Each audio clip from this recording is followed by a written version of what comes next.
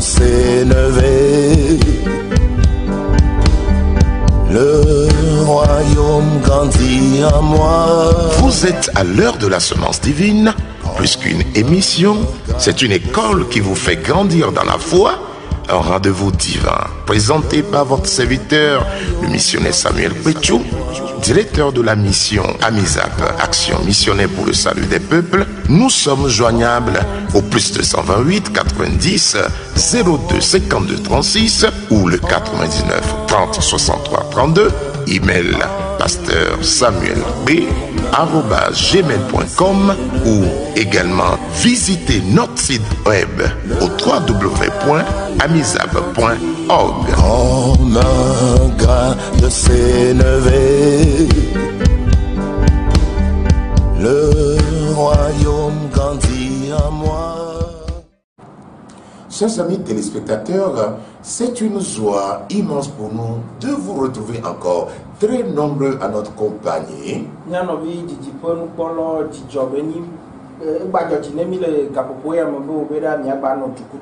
Gloire au Seigneur pour chacune de vos vies, dans le nom de Jésus. Nous sommes dans une nouvelle année, une année remplie de grâce. Alors, chers téléspectateurs, Proverbe 22, 4 dit ceci. Le fruit de l'humilité et de la crainte de l'Éternel, c'est la richesse, c'est la gloire et c'est la vie. Téléspectateurs, ces trois éléments constitue, n'est-ce pas, la soif de plusieurs.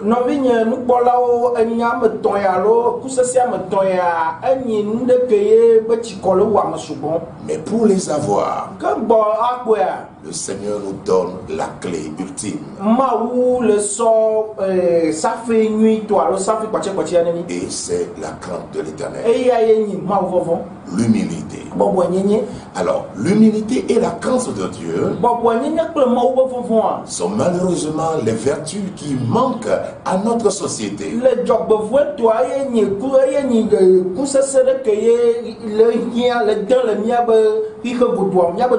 Alors que le psalmiste l'a bien dit, que heureux l'homme qui craint l'Éternel.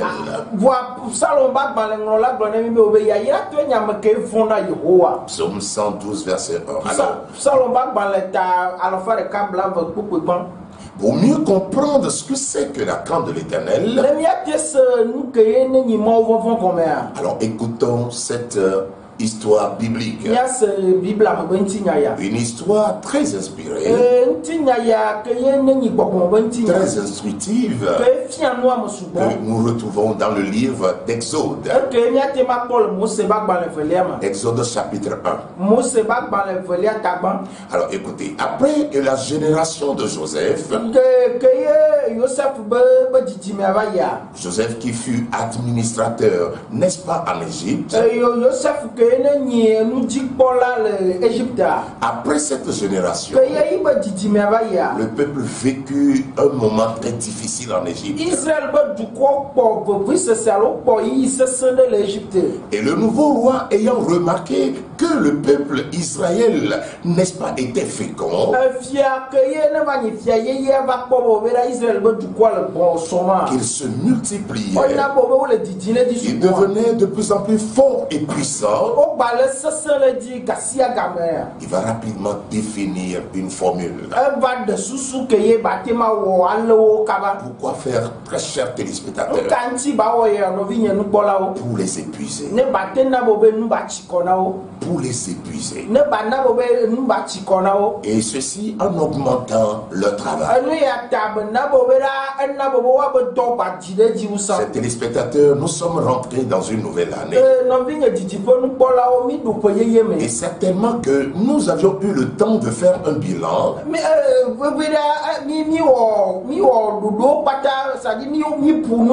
bilan sur l'année passée afin d'en tirer des leçons.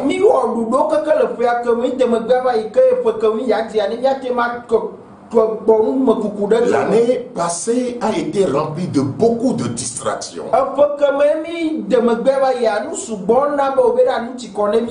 Et cette année, que le Seigneur nous accorde la sagesse de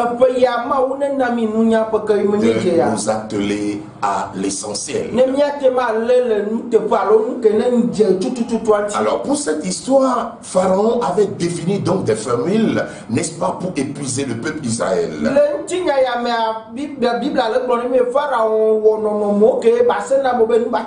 Les empêcher de se développer. Et donc, en donnant l'ordre de tuer tous les nouveaux-nés garçons de ce peuple.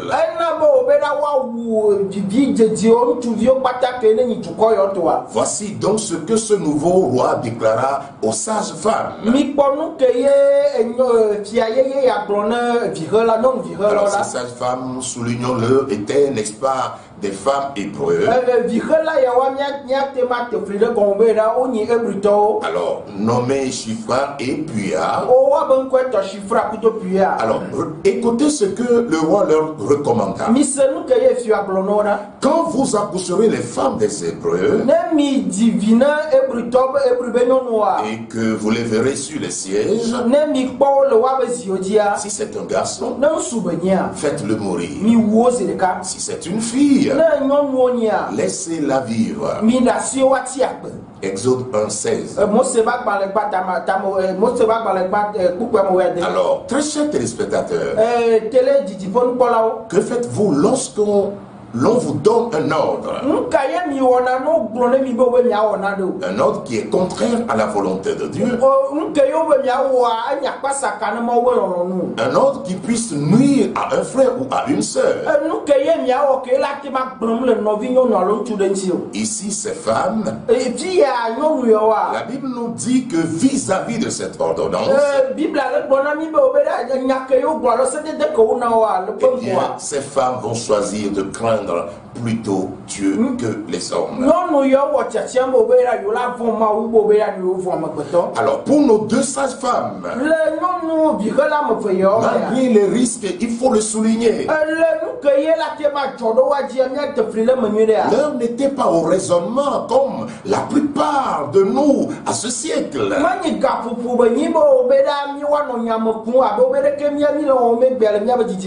L'heure était à l'intégrité pour elle. L'heure était à la soumission totale. L'heure était à l'obéissance à leur Dieu. Et c'est ce que la Bible nous précise au verset 17. Ah oui, il dit que les sages femmes craignirent Dieu et ne firent point ce que leur avait dit le roi. Ce qui veut dire qu'elles avaient désobéi au roi. Elles laissèrent donc vivre les enfants.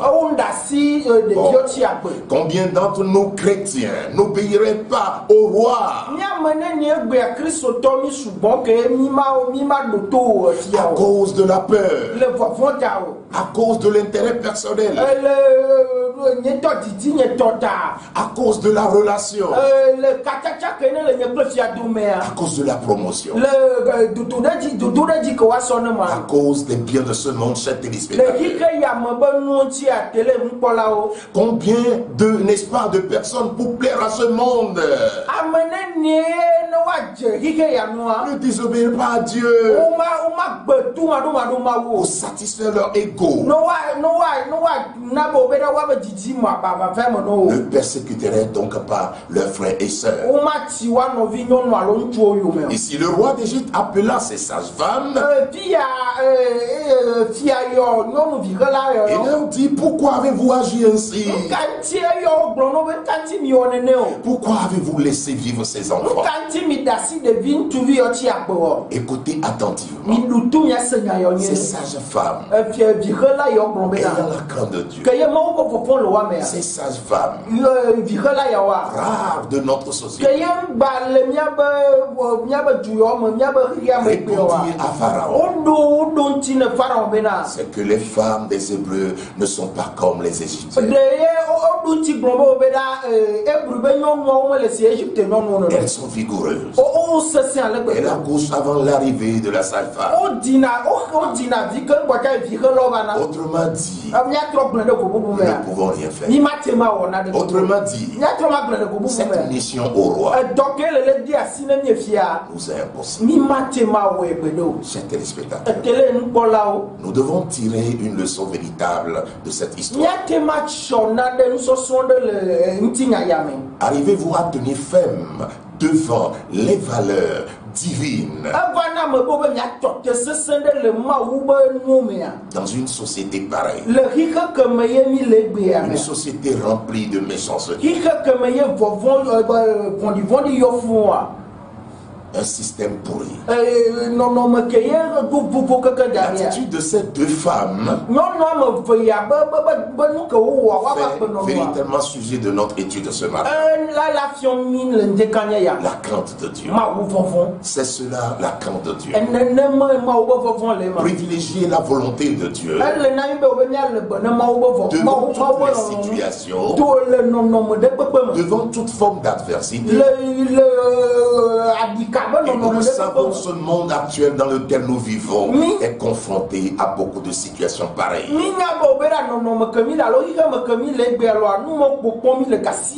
L'on vous demandera de livrer vos frères, de livrer vos sœurs. Mais que ferez-vous? Alors, chers téléspectateurs, Deutéronome 5:29 nous instruit que la crainte de Dieu conduit au bonheur. Et comme Dieu est toujours fidèle à sa parole, il fait du bien à ces sages-femmes. Parce que la Bible dit que ces sages-femmes avaient eu la crainte de Dieu. Soulignez attentivement la conséquence de ce fait. La Bible dit donc Dieu fit prospérer leur maison. Vous pouvez lire ça dans les versets 20-21. La prospérité est le vœu que nous formulons à tous. C'est notre prière envers tous. Il y a une clé qui la rend possible. La crainte de l'Éternel. La crainte de Dieu. Privilégier Dieu dans tous nos sentiers. Privilégier Dieu dans toutes nos décisions. La crainte de Dieu est un joyau qui manque tellement à ce siècle. Oui, même si nos nombreuses prières sont utiles, il faut noter que c'est le respect à Dieu qui fait prospérer. Et c'est ce qui fit prospérer la maison de ces deux sages femmes. La crainte de Dieu, l'obéissance à Dieu, plutôt que de fléchir devant les hommes, plutôt que d'accepter les principes des hommes qui vont à l'encontre, n'est-ce pas, de celui de Dieu. Le plaisir de l'Éternel est en ceux qui le craignent, en ceux qui s'attendent donc à sa bonté. Psaume 147, 11. Oh, chers téléspectateurs, que notre maturité nous fasse, n'est-ce pas, vivre comme ces deux sages-femmes. Ah oui, que notre maturité nous fasse voir les choses autrement. La crainte de Dieu est une clé incontournable. Efficace pour la prospérité. Je souhaite que tu prospères à tous égards. Mais la clé pour y arriver, c'est d'avoir une âme soumise à Dieu. Une âme qui craint Dieu. L'âme qui craint Dieu. Alors définie comme étant la haine du mal et le respect à l'autorité de Dieu, ou encore la révérence au Seigneur. La crainte de l'Éternel nous pousse à privilégier en toutes circonstances la volonté de Dieu.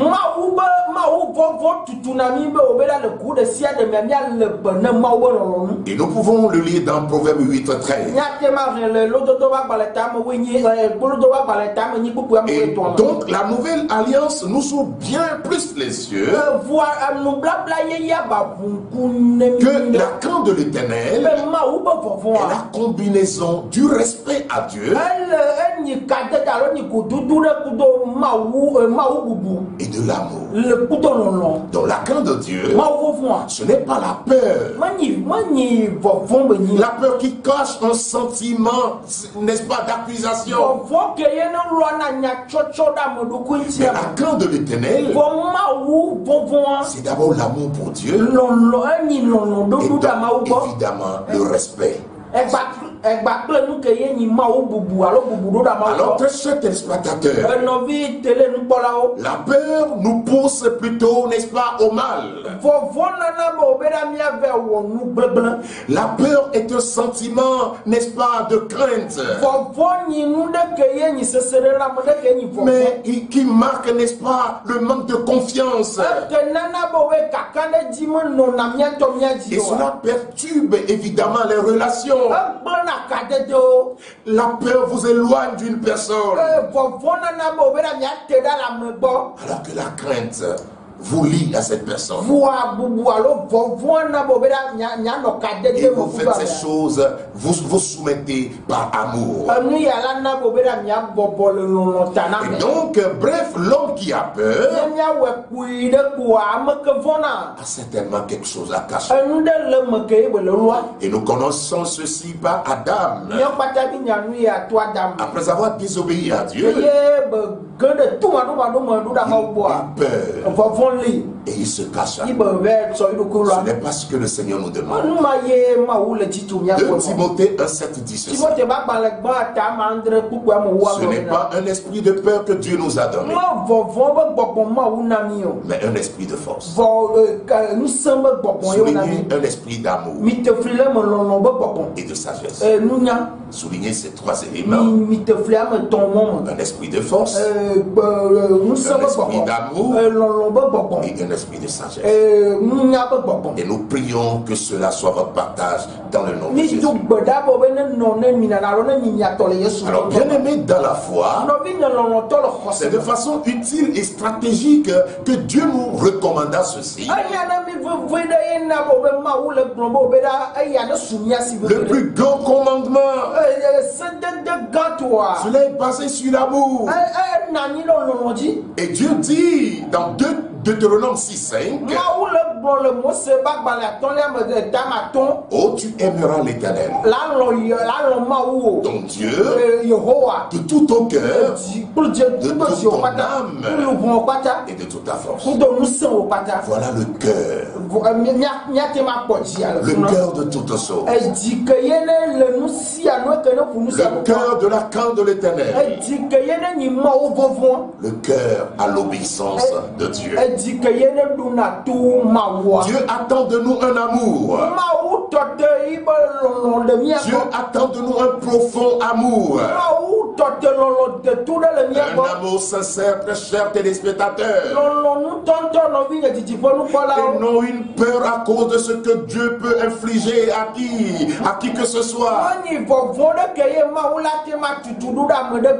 Ah oui, Dieu ne veut pas une peur par rapport à sa supériorité, par rapport à sa capacité de punir, sa capacité de détruire. Et la Bible nous informe d'ailleurs que l'amour parfait bannit la peur. Car vous savez, la peur suppose un châtiment. Et nous pouvons le lire dans 1 Jean 4, 18. Alors écoutez, très chers téléspectateurs, l'amour suprême pour Dieu est la bonne base pour respecter Dieu, pour obéir Dieu, pour se consacrer, pour le révérer, quels que soient les défis qui se présentent devant nous. L'amour et le sacrifice ou le don de soi marchent de pair. Et Dieu lui-même l'a démontré en faisant don de son Fils unique. Et c'est ce que la Bible nous dit. Car Dieu a tant aimé le monde, il a donné son Fils unique. L'amour pousse à l'obéissance. L'amour pousse à un don. L'amour pousse à des actes extraordinaires. Et lorsque vous manquez de ce joyau, eh bien tout devient difficile. L'amour pour Dieu. Que Dieu nous en donne cette année. Que 2021 soit couronné d'amour pour le Seigneur. Le vrai amour vous pousse à placer au-dessus de tout l'être que vous aimez.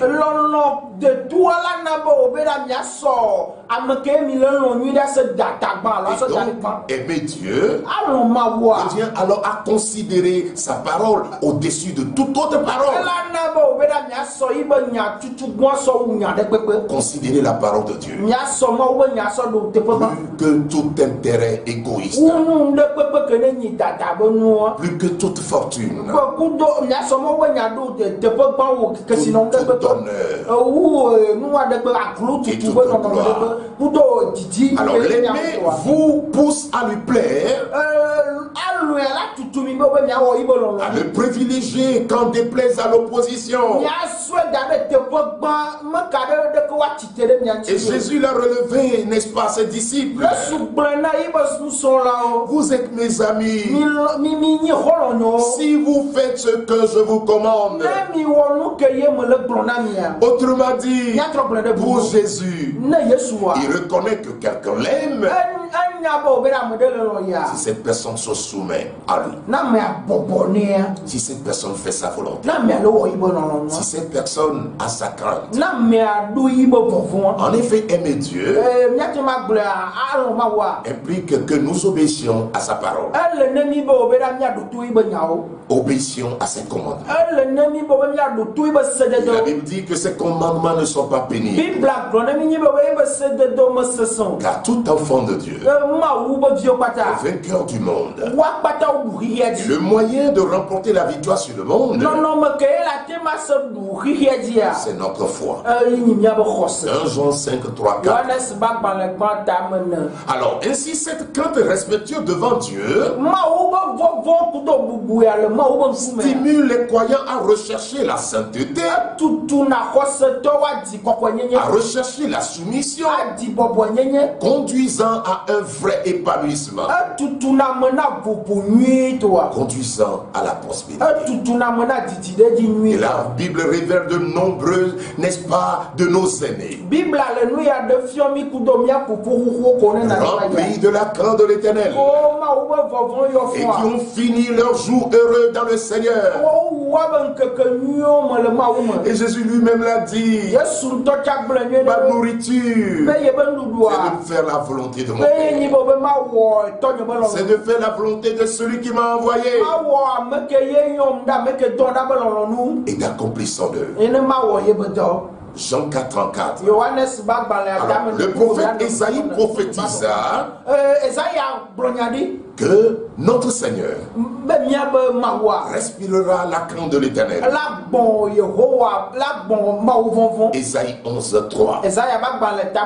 En effet, notre Seigneur Jésus privilégiant en tout la volonté de son Père.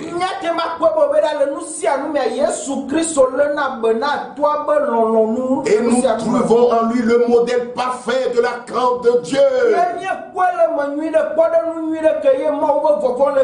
Nous trouvons en lui le modèle parfait de notre conduite. Surtout dans ce siècle où il n'y a plus la crainte de Dieu, mais juste dans nos assemblées, la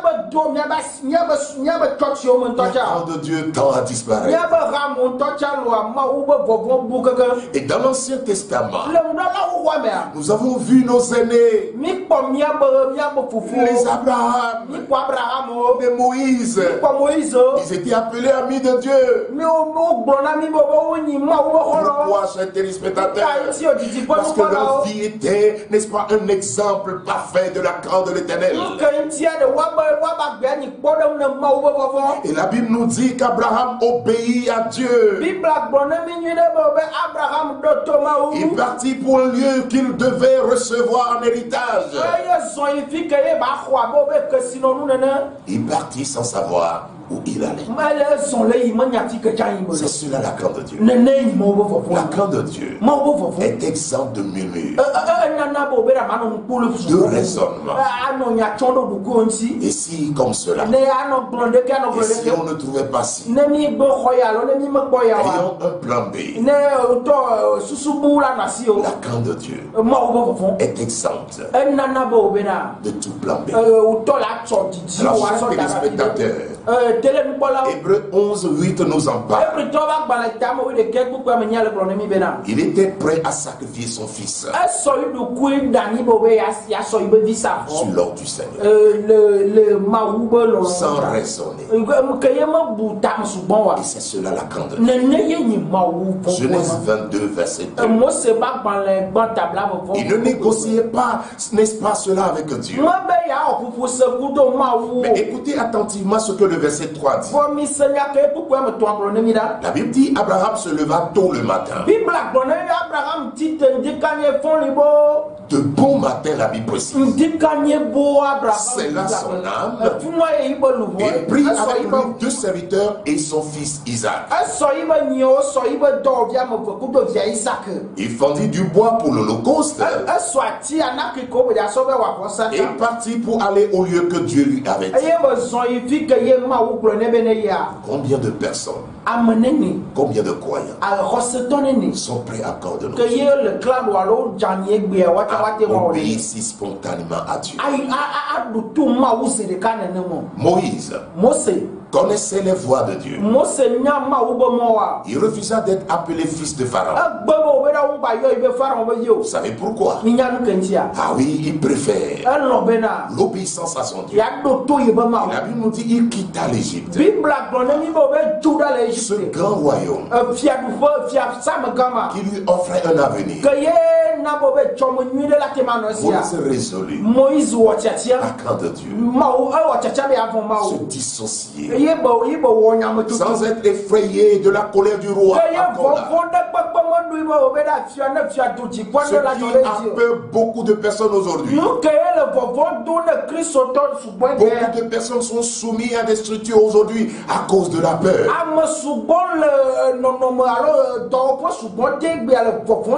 Même si leur cœur ne s'est pas attaché à cela, la peur les conduit, n'est-ce pas, à craindre les hommes plutôt que Dieu. Il refusa d'être appelé fils de la fille, n'est-ce pas, de Pharaon.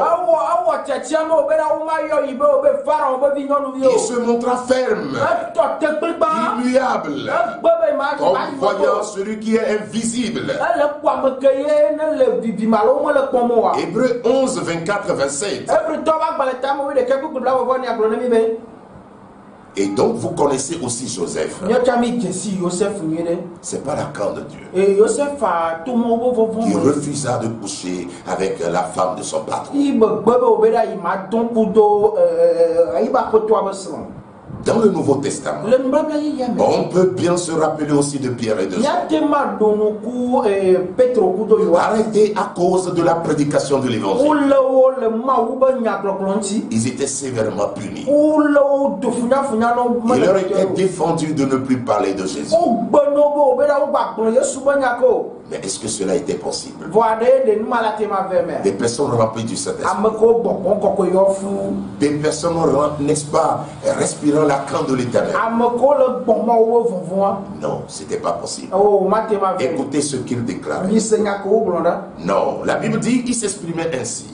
Jugez vous-même s'il est juste devant Dieu de vous obéir plutôt qu'à Dieu. Acte 4, 19. C'était un choix clair. Il pouvait dire que c'était un État laïque. Ils n'étaient pas contraints, n'est-ce pas, de parler de leur Dieu. Chacun avec son Dieu. Non.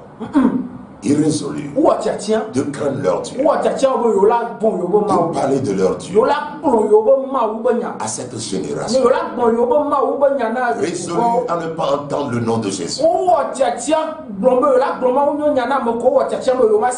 ne trouvaient pas d'excuses auditeurs.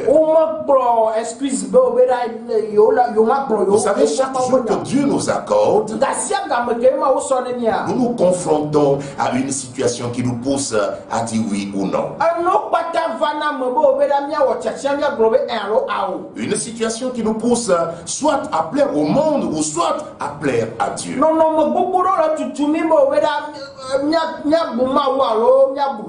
Et ce n'est pas seulement dans ce monde, même dans nos assemblées. Nous nous trouvons dans une situation qui nous pousse à dire oui Seigneur ou à dire non Seigneur. Par les propositions qu'il y a, par la vie que les gens mènent autour de nous. Le Seigneur nous demande à nous d'être un modèle, d'être la lumière, d'être le sel, d'être un exemple au milieu de cette génération perverse. Et l'église primitive a fait preuve de crainte de l'Éternel. Et c'est ce que Acte 9, 31 dit. La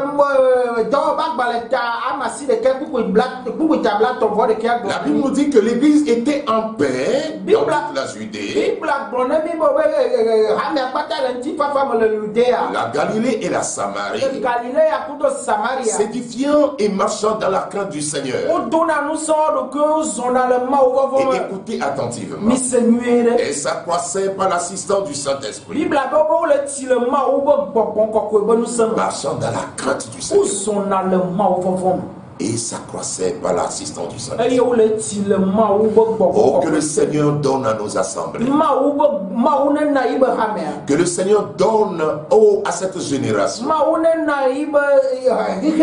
sa crainte. Nous vivons dans une société remplie des lois, remplie des pratiques rebelles à Dieu, une société remplie de conducteurs et des personnes dont les cœurs se se sont détournés de l'Éternel. Ah oui, qui ont choisi pour Dieu leur ventre. Mettant leur gloire dans ce qui fait leur honte.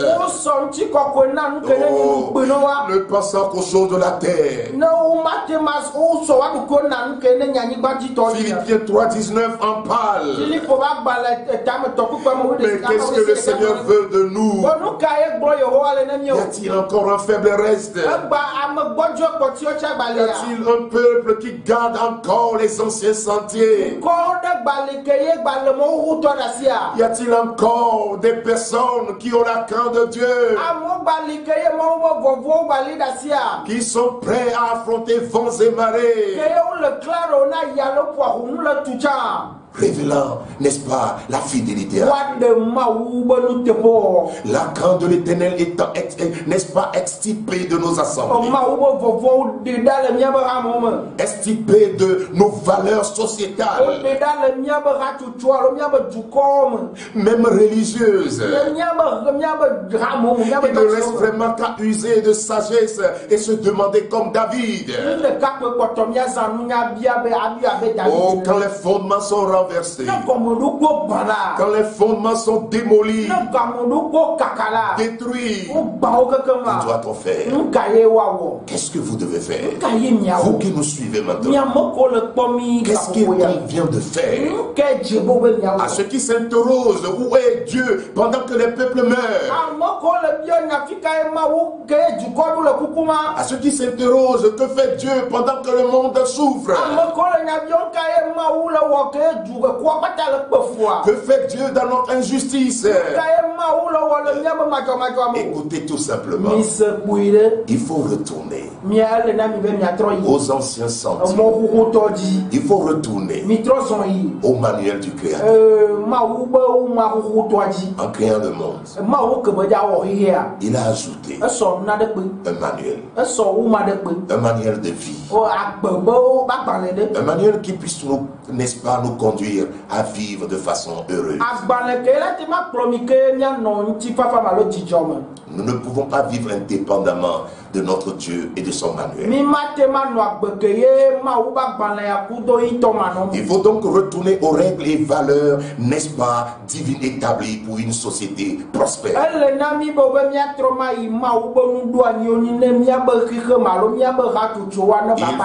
faut retourner à la crainte de Dieu. Il faut retourner au respect et à l'obéissance de Dieu. Il faut se repentir d'avoir méprisé Dieu, d'avoir éjecté Dieu, même de nos églises, de nos familles. C'est cela la souffrance des peuples. Retournons aux anciens sentiers. Ah oui, nous avons mis Dieu en spectateur. Nous l'avons exclu de nos prises de décision, qu'elles soient à échelle nationale, familiale. Dieu est mis en spectateur et il nous regarde. Nous nous plaignons de l'insoumission des uns et des autres, pendant que nous-mêmes nous sommes insoumis. Il est nécessaire de régler cet art, chers téléspectateurs, de revoir notre relation avec Dieu, en le reconnaissant dans toutes nos voies. Et Salomon, rempli de sagesse, l'avait dit: reconnais-le, reconnais le Seigneur, reconnais la parole de Dieu dans toutes tes voies. Dans toutes tes voies, il a précisé. Voilà quelqu'un qui a vécu, ayant beaucoup d'expérience, qui nous dit: reconnais l'Éternel dans toutes tes voies. Et c'est notre prière cette année. Les 12 mois de cette année. Ah oui, comme un serviteur de Dieu l'a dit, Pas un pas sans Jésus. Ah oui, que cette année soit, n'est-ce pas, une année d'intimité avec le Seigneur. Reconnaissant l'Éternel dans toutes nos voies. Nous ne bougerons pas sans Jésus. Nous ne ferons rien sans Jésus. Et écoutez ce que Salomon conclut dans ce passage. Reconnais-le dans toutes tes voies. Et il aplanira tes sentiers. Alors que le monde entier, l'humanité entière recherche à ce que les sentiers soient aplanis. Eh bien, il faudra comprendre que c'est juste l'Éternel, l'intimité avec lui qui rendra cela possible.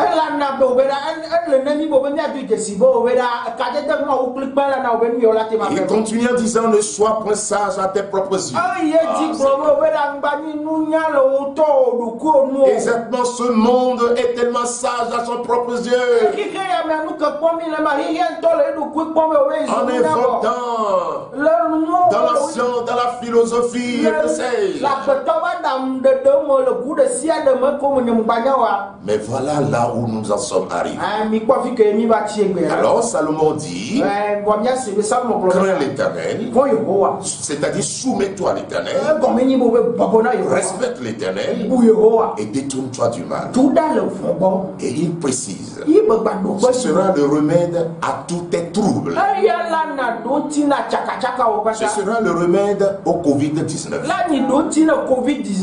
Ce sera le remède à tout ce qui nous assaille au quotidien. Il conclut en disant: l'apaisement de tes mots. Vous voyez que tout est dans la parole. Proverbe 3:6. Alors, la solution à nos maux ou à nos troubles nous est donnée, c'est la crainte de l'Éternel. Et la Bible dit le début de la sagesse. C'est la crainte de l'Éternel. Dans une société pareille, infestée du mal, une société déboussolée, la crainte de Dieu d'une minorité est nécessaire. Cela peut paraître insignifiant. Cela peut paraître inutile. Mais c'est bien le contraire. Car c'est un temps pareil où les fondements sont renversés, les fondements sont ébranlés. Oui, que cette minorité fidèle à Dieu doit être persévérante. Ce faible reste caractérisé et distingué par la crainte de l'Éternel, à l'image des 5 vierges sages. On doit se fortifier, doit se consacrer pour jouer, n'est-ce pas, leur rôle de lumière, leur rôle de sel. Oui, chers téléspectateurs, se préparant au retour glorieux de ce Seigneur. Et vous le savez, à leur époque, Daniel et ses compagnons, Shadrach, Meshach, Abednego, ils résolurent de craindre Dieu. Que les hommes, n'est-ce pas, dans les narines duquel il n'y a que souffle. Oh, Daniel résolut, n'est-ce pas, de ne pas se souiller avec les mains et les vins du roi. Ce vin était bon. La nourriture du roi était bonne. Mais la crainte de Dieu vous amène à refuser. À refuser les pots de vin. À refuser les compromis. Ah oui. Shadrach, Meshach, Abednego. Il ne peut pas, n'est-ce pas, se soumettre ni s'agenouiller devant les statues d'or de Nebuchadnezzar. Voici ce qu'il déclarait. Voici notre Dieu que nous servons. Mais persévérez. Estimez-vous heureux, joyeux d'avoir été juste digne, n'est-ce pas, de subir des outrages pour, n'est-ce pas, le nom du Seigneur. La crainte de Dieu implique son amour. Et nous prions avec vous maintenant, vous qui nous suivez. Que la grâce de l'Éternel vous soit accordée. Que la crainte de l'Éternel vous saisisse maintenant. Que l'esprit de crainte qui a animé Jésus nous anime. Quel que soit le mal que vous affrontez, les persécutions dans votre famille, les mépris que vous endurez, que le Seigneur vous accorde sa force de tenir fermement comme ces deux sages femmes. Oh, que la vigueur, la rigueur, la crainte de l'Éternel soit votre partage. Et que le Seigneur vous arrose de sa bénédiction durant tous les 12 mois de cette année. Nous prions que la grâce de l'Éternel vous accompagne, que sa crainte soit votre partage, et que chaque pas que vous aurez à poser, que Jésus vous accompagne, que Jésus vous conduise, dans le nom de Jésus-Christ. Amen. Amen. Soyez bénis et shalom à vous. Shalom, Nami. Au revoir. Au revoir.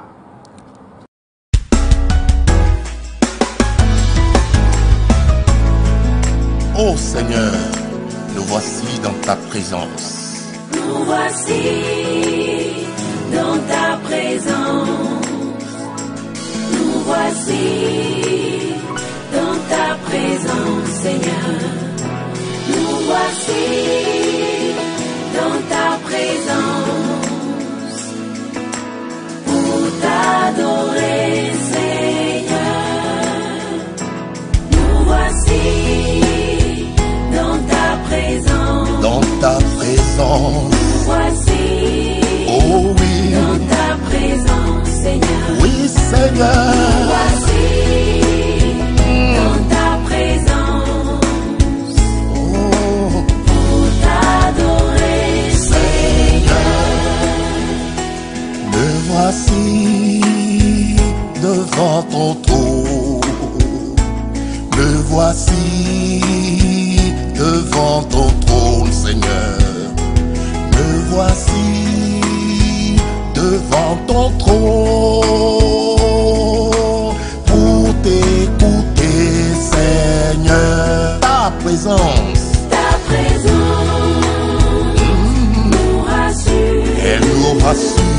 Ta présence, Oh oui, Seigneur. nous donne la vie. Ta présence est notre milieu de vie. Ta présence, Oh, dirige nos pas. Makandorobo Setelebe. Ta présence, Oh, ta présence. ta présence, te rassure. Ta présence nous rassure. Ta présence, Oh, me donne la vie. ta présence est notre milieu de vie. Ta présence, Remakandorobo. dirige mes pas. Oh oui, Seigneur, Ta présence, me rend heureux. Oh, parce qu'il était dans la présence de l'Éternel, où il avait parlé avec lui. La peau de Moïse rayonnait et le peuple ne pouvait s'approcher de lui. Oh, il y a d'abondantes joies et délices éternelles dans sa présence. Assurément, lorsqu'on tourne vers lui les regards, on est rayonnant de joie et le visage ne se couvre pas de honte. Oh, gloire au Seigneur. Oh, alléluia. Alléluia, Hosanna au plus haut des cieux. Oh, ta présence. ta présence, Oh, la santé, la paix, le bonheur se trouve rien que dans ta présence, Seigneur. nous donne la vie. Oui, rien que dans ta présence. Dirige nos pas. Dirige mes pas. Oh, Ta présence, ta présence. te rassure.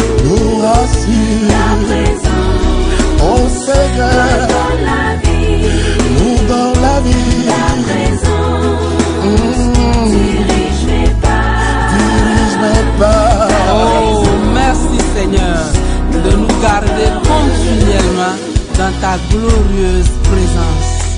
Amen.